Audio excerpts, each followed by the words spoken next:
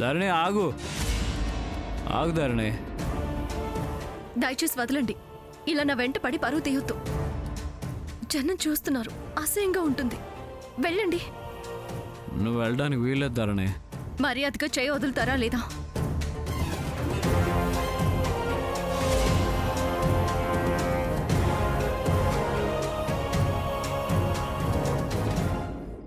Auto ఎక్కడికి వెళ్ళాలమ్మా? అది auto లేదు, ఏం లేదు. నువ్వు ఆటోలో వెళ్ళడానికి వీల్లేదు. దయచేసి అల్లరి చేయకుండా నన్ను వెళ్ళనివ్వండి. మీరు వెళ్ళండి. నేను వెళ్ళను. సార్, నా బేరం పోగొట్టకండి. ఇదిగో సార్, నా భార్య. తన ఆటోలో వెళ్ళడం ఏంటి? తీసుకో, తీసుకుని వెళ్ళు. మీ వంద నాకెందుకు సార్? మరి ఇంకా వెళ్ళు. ధరణి, నువ్వు ఆదిత్య వర్మ భార్యవి. నువ్వు ఆటోలో వెళ్ళడం ఏంటి? What is this non sense? రా రా, నేను కార్లో డ్రాప్ చేస్తాను. మీరు ఈ కండిషన్లోనా? I'm fine. దయచేసి పరువు తీయొద్దు. నన్ను వెళ్ళనివ్వండి. కుదరదు ధరణి, నువ్వు కార్లోనే వెళ్ళాలి. రా. కార్ కీ సీట్ ఇవ్వండి. ఓ, అయితే నువ్వు నన్ను డ్రాప్ చేస్తావా? ఓకే, తీసుకో.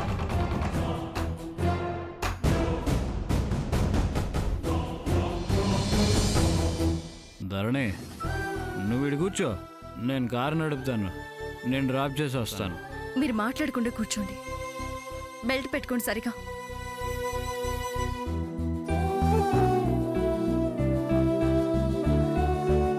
సరిగా కూర్చోండి. కార్ స్టార్ట్ చేస్తున్నాను. పోనీ.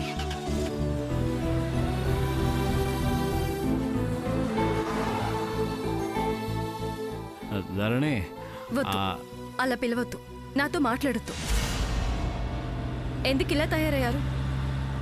గ్రహణం పట్టిన సూర్యుడిలా మారారు. ఎస్, నువ్వు నన్ను వదిలి వెళ్ళిపోయావు. ఆ మంచులో గ్రహణంలా పట్టింది. అంతేకాదు, దానికి తోడు మళ్ళీ దీన్ని నాకు తోడుగా తెచ్చింది. మరీ ఇంతగా పాడైపోతారని ఊహించలేదు. పతనం మొదలయ్యాక ఆపలేరు ధరణి. అదృష్టం చేజారిపోయాక మిగిలేది వేదనే. అది కూడా పంచుకోవడానికి మనిషి లేనప్పుడు వ్యసనాలు వెతుక్కోక తప్పదు. తప్పు చేసే వాళ్ళంతా ఇలాగే సమర్థించుకుంటారు. నేనే సమర్థించుకోవట్లేదు, చెప్పుకుంటున్నాను. నా పరిస్థితి చెప్పుకుంటున్నాను. ధరణి, నా మీద జాలి కలగట్లేదా? కలగదా? ఇంతేనా నా పరిస్థితి? అసలు అర్థం చేసుకుంటే అపార్థం వదిలేస్తావుగా. జాలి కాదు, అసహ్యం వేస్తుంది. నేనేం తప్పు చేయలేదు. అనుభవిస్తున్నది నేను. మీ తప్పు మీరు తెలుసుకునే స్థితిలో లేరు. ఈ స్థితికి నువ్వే కారణం.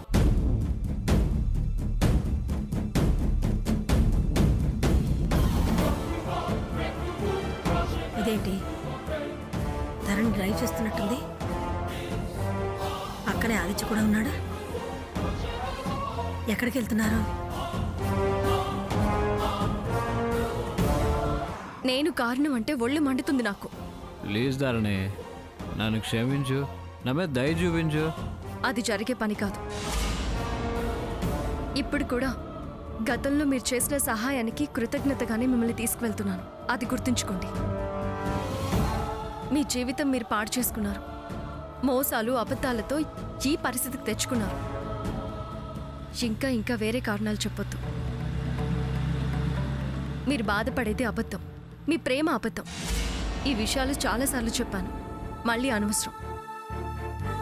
మీ జీవితం మీ ఇష్టం, కానీ భవిష్యత్ పసిపిల్ల. దాని భవిష్యత్తుని నాశనం చేయకండి. మీ మధ్యన దాని బతుకు బలైపోతుంది. తప్పో ఒప్పో జరిగిపోయింది. భవిష్యత్ గురించి ఆలోచించండి. మత్తొదిలి మనిషిగా బ్రతికే ప్రయత్నం చేయండి. ఆవిడ కాదు అంటూ మళ్ళీ పాత కథలు చెప్పే ప్రయత్నం చేయొద్దు. నా జీవితంలోకి వచ్చే ప్రయత్నం అస్సలు చేయొద్దు. నా బతుకు నన్ను ప్రశాంతంగా బ్రతకనివ్వండి.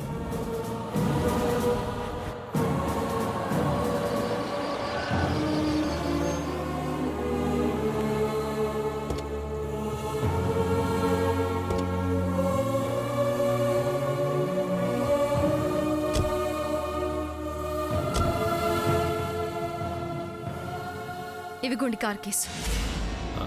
ధరణి రా లోపలికి వెళ్దాం రా. నేను లోపలికి రావడం ఏంటి?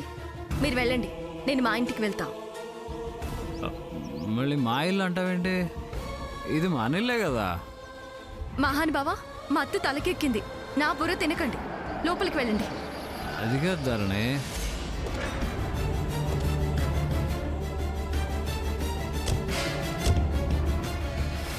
రా ధరణి రా. ఏయ్, ఏంటి మా వారిని నువ్వు కారెక్కించుకుని వచ్చావు? తలేమన్నా తిరుగుతుందా? తిన్నది అరగడం లేదా?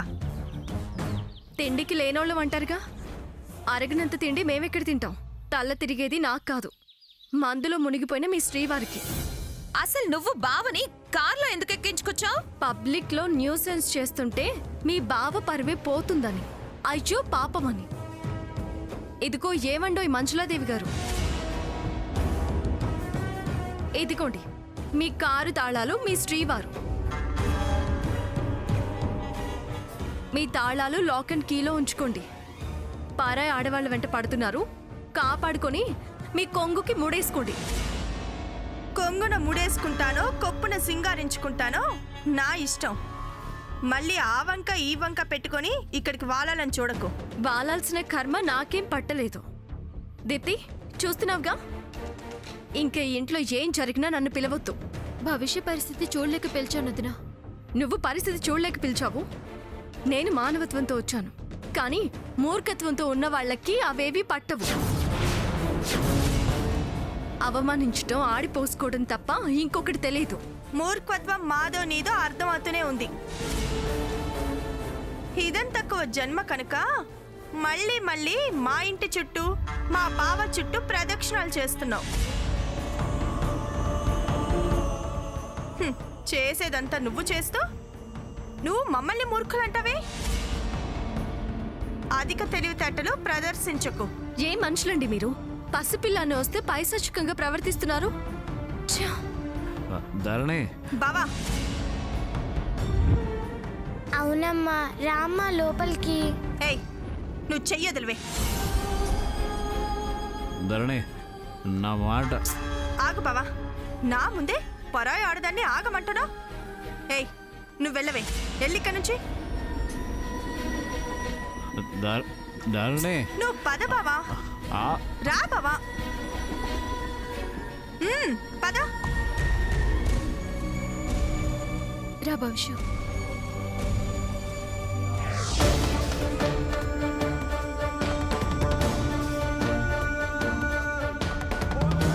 అమ్మా, ఎందుకే ఇంత జరిగాక కూడా బుద్ధి లేకుండా ప్రవర్తిస్తున్నావు? సిగ్గులేదు నీకు?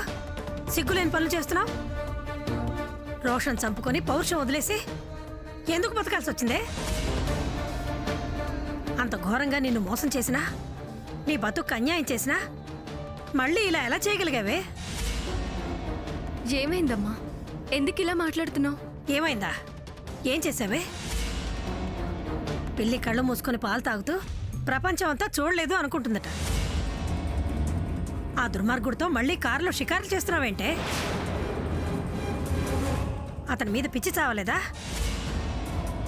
లేకపోతే కార్లు బంగళాల మీద ఆశ చావలేదా? అమ్మా, ఎందుకే? ఎందుకలా అరుస్తావు? అరిస్తే తప్పు ఒప్పైపోతుందా? నా నోరు ముయ్యగలవు గాని లోకం లోకం కోడైకొస్తుందే. చాటుమాట భాగవతం నడుపుతోంది అంటారు. వాళ్ళ నోళ్ళు ఎలా మోయిస్తావే? అమ్మా, విషయం తెలియకుండా ఆవేశపడి మాటలు జారుకు. ఏంటి ఇంకా విషయం తెలిసేది? నువ్వు జోరుగా ఆదిత్య కారులో వెళ్ళడం నేను చూశాను. విషయం దాచాలని చూడకు. నేనేం కాదండలేదు, కానీ ఎక్కడికి వెళ్ళాను, ఎందుకు వెళ్ళానో తెలుసుకో. ఇంకా ఏంటే తెలుసుకునేది? వద్దు అని వదిలేసి వచ్చాక మళ్ళీ వెళ్ళాల్సిన అవసరం నీకేంటే? అమ్మా ప్లీజ్, నన్ను పూర్తిగా చెప్పనివ్వు. ఆ తర్వాత తప్పో ఒప్పో తెలుసుకుని మాట్లాడు. చెప్పవే, చెప్పు. నీ తప్పుని ఎలా సమర్థించుకుంటావో చెప్పు. అమ్మా, దీప్తి నాకు ఫోన్ చేసి భవిష్యకి 104 ఫీవర్ వచ్చింది వదినా, హాస్పిటల్లో అడ్మిట్ చేశాను. అమ్మ అంటూ ఒకటే కలవరింతలు వదినా.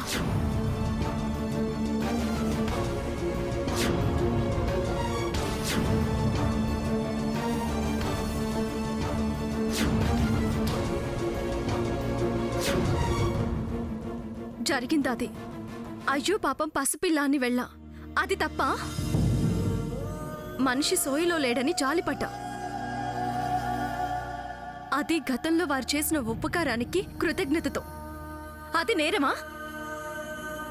నువ్వనుకుంటున్నట్టు పిచ్చి లేదు, ఆవేశమో లేదు, ఆశ లేదు. సరేనా? నీ జాలి దయా కరుణ ఎవరికి కావాలి? నాకు చెప్పినట్టు ఇంటింటికి వెళ్ళి చెప్తావా? బంధాలు, బంధుత్వాలు, బాంధవ్యాలు అన్నీ వదిలేసుకున్నాక మళ్ళీ ఆ ఛాయలకి వెళ్ళకూడదే. మానవత్వాన్ని మర్చిపోలేనమ్మా. అనుభవించవే. మానవత అంటూ అవమానాలు పడు. బాధని మూట కట్టుకో. వాళ్ళ మోసం మరిస్తే మానవత్వమే కాదు, మనుషులే చావాల్సి వస్తుంది. ఆయన తాగుడు ఒక నాటకం, ఆ పిల్ల జ్వరం ఒక డ్రామా, అంతా మోసం. అమ్మా, ఇది నా అభిప్రాయం. నీ బాధ చూడలేని తల్లిగా మాట్లాడుతున్నాను. తర్వాత నీ ఇష్టం.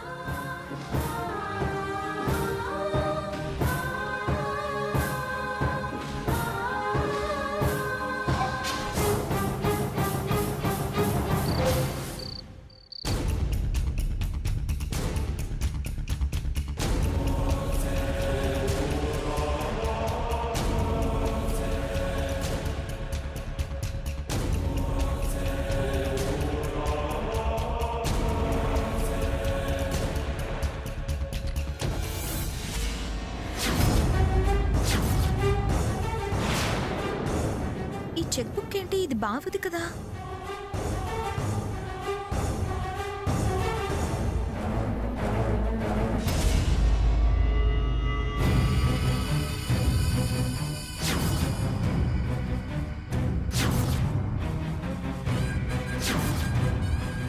ఇదేంటి?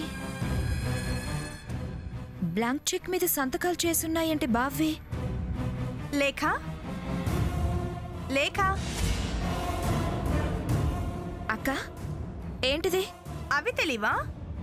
Bank checks. చెక్స్ అని తెలుసు. ఇలా బ్లాంక్ చెక్స్ మీద సంతకాలు తీసుకోవడంలో నీ ఉద్దేశం ఏంటి? సంతకాలు పెడితే పెట్టుండవా? అయినా ఆ చెక్కులు ఎలా ఉంటే నీకేంటి? ఇలా ఎంటీ చెక్స్ మీద సంతకాలు తీసుకోవడంలో నీ ఉద్దేశం ఏంటి? వేరే ఉద్దేశం ఏముంటుంది? క్యాష్ చేసుకోవాలని. అక్క, నువ్వు తప్పు చేస్తున్నావు. నా బాధ్యత నేను చూసుకుంటున్నాను. ఇలా చేస్తే నష్టపోతావు. నష్టపోకూడదనే అలా చేశాను. ఇన్ని చెక్స్ మీద సంతకాలు అవసరమా? నా మొగుడు నా ఇష్టం. ఇవే కాదు, 100 చెక్కుల మీద సంతకాలు చేయించుకుంటాను. నీకు అవసరమా? నీకు సంబంధం లేని విషయాలు నువ్వు తలదూర్చుకో. ఏంటి? నన్ను తలదూర్చొద్దు అంటావా? నన్ను ప్రశ్నిస్తే ఎవరినైనా అంటాను. నేనెవరో తెలిసే మాట్లాడుతున్నావా? నేనెవరో నువ్వు మర్చిపోయి మాట్లాడుతున్నట్టున్నా. హద్దు మీరుతున్నావక్క. నువ్వు ఎక్కువ చేస్తున్నావు. ఈ విషయం బావతో చెప్తే నీ బతుకేమవుతుందో ఆలోచించు. ఆయన సంతకాలు చేసినవేగా, చెప్పు. అప్పుడు నీ బతుకు మరోలా ఉంటుంది. ఇదిగో, ముద్దకు కూడా కరువైపోతావు. హే, ఏం మాట్లాడుతున్నావు నువ్వు? భవిష్యత్తు చెప్తున్నాను. అనవసరంగా మా ఫ్యామిలీ విషయాల్లో ఇంటర్ఫీర్ అవ్వకు, నష్టపోతావు. నీ లైఫ్ ప్రమాదంలో పడుతుంది. భయపెడుతున్నావా? హెచ్చరిస్తున్నాను. నా దారిన నన్ను వెళ్ళని. అడ్డుపడితే నీ అడ్రస్ గల్లంతవుతుంది. ఏం కోసం? మర్యాద తప్పకు. నువ్వు కూతల దాకా వస్తే నేను చేతల దాకా దిగాల్సి వస్తుంది. అంటే కొడతావా? నన్ను ఆపటానికి ఎవరూ లేరు. నీకు అడ్డుపడటానికి ఎవరూ రారు. ఏ భార్య ఇలా కాలి చెక్కుల మీద సంతకాలు తీసుకోదు. భరోసా లేనప్పుడు చేయించుకోక తప్పదు. అయినా ఏ చెల్లైనా పెళ్లి పెటాకులు మానేసి అక్క పవల కాపురాల్లో నీలా తల దూర్చదు. ఇలా కాపల కాయదు. అక్క, నోరు మూసుకొని వెళ్ళు. మళ్ళీ ఇలా ప్రశ్నించే ధైర్యం చేయకు. సహనం చేస్తే నన్ను నువ్వు తలెత్తి చూడలేవు. జాగ్రత్త.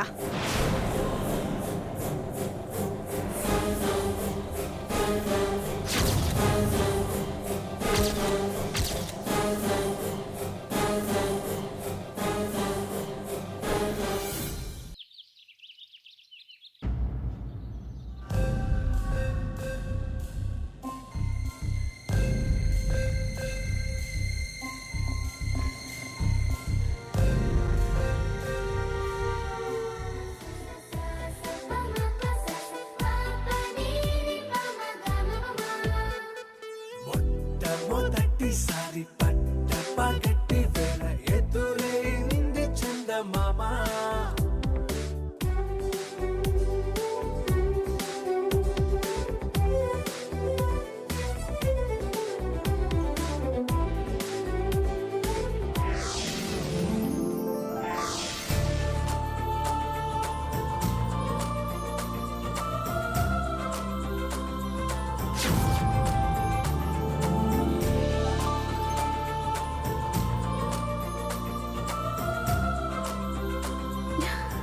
అక్క అక్క బాగున్నావా ఎన్నాళ్ళైందక్క నిన్ను చూసి ఏం లేక బాగున్నావా? హా, బానే ఉన్నానులే. నువ్వేమీ మారలేదు. రాగానే మొదలు పెట్టావా? ఉమ్, నీ మొహం ముడుచుకుని కూర్చునే విధానం నన్ను మొదలు పెట్టించేలా చేసాయి. రాగానే అమ్మ ఎలా ఉంది, అన్నయ్య ఎలా ఉన్నాడు, నాన్న బాగున్నారా అని అడగడం పోయి అలా బిగుసు కూర్చుంటే మొదలు పెట్టక ఇంకేం చేస్తాను? ఏ పూట కాపూట నేను అమ్మతో నాన్నతో ఫోన్లో మాట్లాడుతూనే ఉన్నా. ఇంకా నిన్ను అడిగేదేంటి గోంగూర? అవునులే, దురదగుంటాకుకు గోంగూర కాక ఇంకే ఉంటుంది. వదినా, ఏదో అత్తయ్యకు బాలేదని ఆదిత్య బెంగళూరు కంపెనీని చూసుకుంటూ అక్కడుండమని పంపాడు మమ్మల్ని. ఈ అరుపులు కేకలు లేవక్కడ, ప్రశాంతంగా ఉంది. ఇలా అడుగు పెట్టా సైరన్ మూతలు మళ్ళీ వినాల్సొస్తుంది. ఎంత ఫోన్లో మాట్లాడినా మనిషి వచ్చినప్పుడు అడిగి తెలుసుకోవడం వేరు. అయినా నీతో నాకెందుకులే. అత్తయ్యకి ఎలా ఉందక్క? అలాగే ఉంది. మావయ్య బావ అందరూ బాగున్నారా? వాళ్ళు బిజీగా ఉన్నారు. అత్త నీతో కచ్చి. అయ్యో ఏంట్రా నాతో కచ్చి అంటున్నావు? మరి అందరినీ బాగున్నావా అని అడిగినావు. నాకు జ్వరం వచ్చిందని అడగలేదే. సారీరా, నీకు జ్వరం వచ్చిందన్న సంగతి నాకు తెలీదు కదా. సారీ మా. ఎలా అన్నారా? జ్వరం వచ్చింది పడుకున్నాను. అయ్యో, నీకు జ్వరం రావడం ఏంటి? ఇప్పుడు నేనొచ్చానుగా, తగ్గిచ్చేస్తానులే. అసలు ఇప్పుడు తమరు ఎందుకు దిగినట్టు? నేను లేకపోయేసరికి ఎవరెవరో ఎక్కడెక్కడో ఎక్కి కూర్చున్నారట కదా, దించుదామని. వదినా, ఏయ్ ఊరికే అరవకు. దీప్తికి సీమంతం చెయ్యాలనుకుంటున్నావు రా అక్క అని ఆదిత్య ఫోన్ చేస్తే వచ్చాను. చాలా అవును, మీ అక్క నా పెద్ద ఆడపడుచు మంజులా వచ్చిందన్నారు. ఏదది? ఏం వదినా, బాగున్నావా? Hi Manju, how are you? అంతా నువ్వు పోయావనుకున్నారు, మొత్తానికి మృత్యుని జయించొచ్చావు.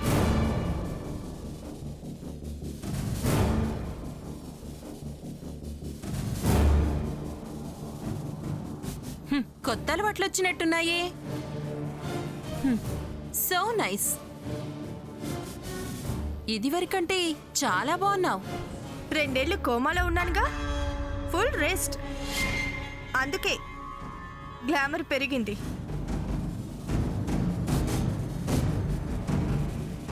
ఇప్పుడేనా రావడం? అమ్మ వాళ్ళంతా బాగున్నారా? అందరూ బాగున్నారు. ఓకే సరే, వెళ్ళి రెస్ట్ తీసుకో, తర్వాత మాట్లాడదాం. భవిష్య రా, టాబ్లెట్స్ వేసుకుందు గాని. తర్వాత తీసుకుంటానులే, అత్తతో మాట్లాడాలి. ఏంటి నువ్వు మాట్లాడేది? రా.